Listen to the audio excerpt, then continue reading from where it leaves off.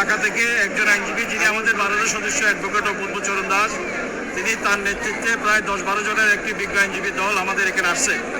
আমরা জেলা আইনজীবীর সভাপতি সাধারণ সভা দুজনে ছিলাম। আমরা তারা যেন শুনানিতে কোনো ধরনের বাধাগ্রস্ত বা কোনো ধরনের কিছু না হয় আমরা তাদেরকে সহায়তা করেছি এবং আজকে অত্যন্ত শান্তিপূর্ণভাবে আসামি পক্ষে প্রায় 20-22 মিনিট তারা বক্তব্য দিয়েছেন, তাদের জামিনের সপক্ষে যুক্তি তুলে ধরেছেন।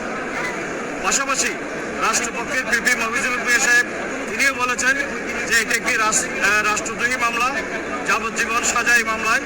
এই মামলা বর্তমানে তদন্তাধীন আছে। এই মামলা জামিন পাওয়াটা ওনার উচিত হবে না, হকদার হবেন না।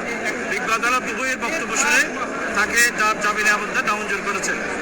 আপনি যে কথাটা বলেছেন আমরা বারবারই বলে আসছি যে চিন্ময় দাসকে যেদিন আদালতে তোলা হয়েছিল প্রথম দিন 26 তারিখ, তখন যাকে কোর্টের অর্ডারে তাকে যখন প্রিজন মেনে তোলা হলো, যে পুলিশের মাইক দিয়ে বক্তব্য দিয়েছিলেন, সে বক্তব্য দেওয়ার পরে তার সমর্থকরা উচ্ছৃঙ্খল আচরণ করে আমাদের এখানে ভাঙচুর করেছেন, প্রিজন গ্যাংকে ঘেরাও করে রেখেছেন, যাওয়ার পথে কার ভাঙচুর করেছেন, চেম্বার ভাঙচুর করেছেন, মসজিদ ভাঙচুর করেছেন। সর্বশেষ আমাদের একজন প্রিয় ভাই সাইফুল ইসলাম আলিফকে নৃশংসভাবে কুপিয়ে হত্যা করা হয়েছে।